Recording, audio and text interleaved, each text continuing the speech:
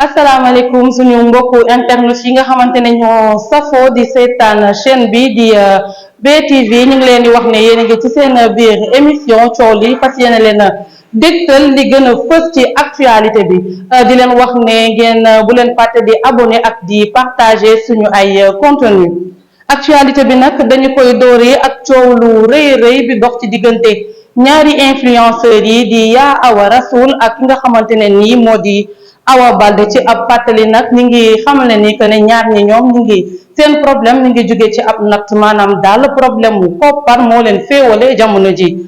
Awa Balde nag mi ngi xamal kii di Yaa Awa Rassoul que ne ñoom ñaar amuñu benn problème que ni da ko envoyé woon rek ñaari message WhatsApp te moom mi di Awa Balde nee na fas fàttewu koo tontu. Yaa Awa Rassoul nag moom desandiwul benn yoon ci coow ndax mi ngi koy tontu naan ko bi ma la envoyé message tontu woo ma kon wuroo woon ñëw ba fii di ma nuyu.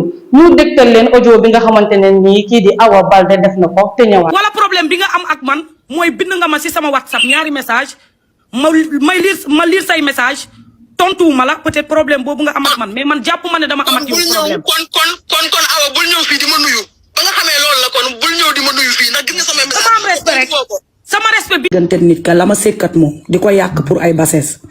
balbaluma de. ku nekk am nga droit.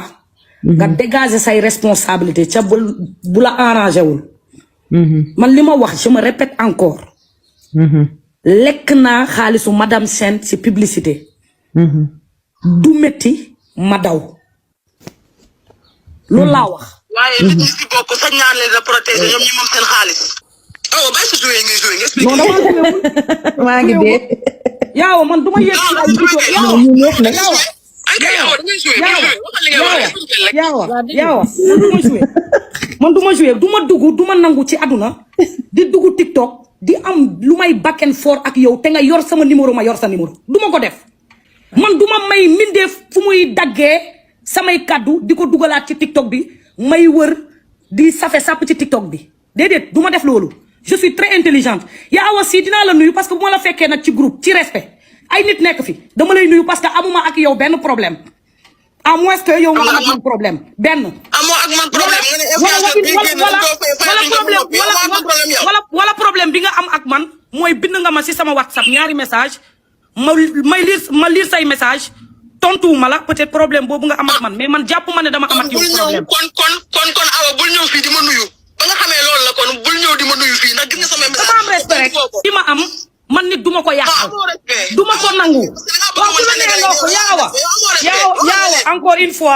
encore une fois je me répète du ma nangu ci àddina nga yor sama numéro ma yor sa numéro nga dëkk Dakar ma dëkk Dakar may back and forth ak yow ci groupe TikTok boo xam ne samay nawlee fi nekk duma ko nangu man yow boo ko bëggee nag dem ci mais man xam naa ne am naa responsabilité gëm naa sama bopp gëm sama bopp boo xam ne bu ma bëggee régler sama problème du ma dugg ci benn TikToku Rox muy sama sœur di sama nawle ma fay andi benn wax du ma ko def je le ferai pas ku ma xam-xam ne du ma ragal ku ma xam-xam ne du ma tapet du ma reculer mais am na loo xam ne je vais jamais me rabaisser de le faire jamais de la vie am na yoo xam ne maa ko mag explication nag boo koy joxe da nga koy joxe mu leer Rox dama dugg ci groupe bi rek pour wax la benn affaire.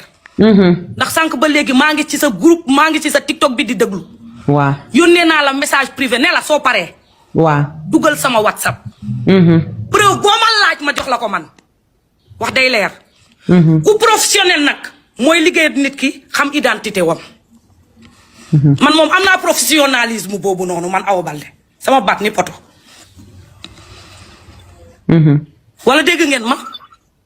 am naa professionnalisme ci liggéey nit xam identité wam. ñu desandi ba tey ci actualité bi ki nga xamante ne nii moom moo di No Face di ab rappeur moom itamit nekkoon ki nga xamante ne nii mooy borom këru kii di Mia Guissé ci fàttali nag Mia Guissé moom mi ngi nekk ab artiste chanteuse fii ci réew bu Sénégal moom mii di No Face nag mi ngi vilipender ki nga xamante ne moo nekkoon soxnaam jëmale ñaari post yi nga xamante ne nii mi ngi koy def ci page am bi si njëkk nag moom mii di No Face mi ngi ñuy xamal ni que ni waxoon na leen que pression bi dina ko dékku di ngeen xam ne fen day yàgg rek waaye du mës a nekk dëgg góor kenn du ko jam naa ni après nag ci ay jëmmi jamono tête vide yi dinañ comprendre ñi mënul màndu nag ma bloqué leen di leen fàttali naka yii di kaddu nag ay kaddu No Face la kaddu du samay kaddu beneen post bi nag bi mu defaat mi ngi naan ñu yéen a tax ba ma dem vérifier boobule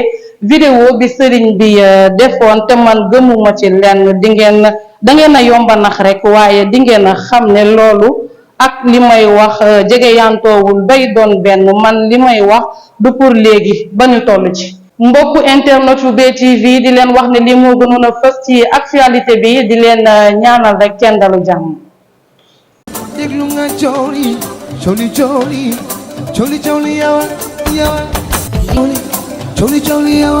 yawa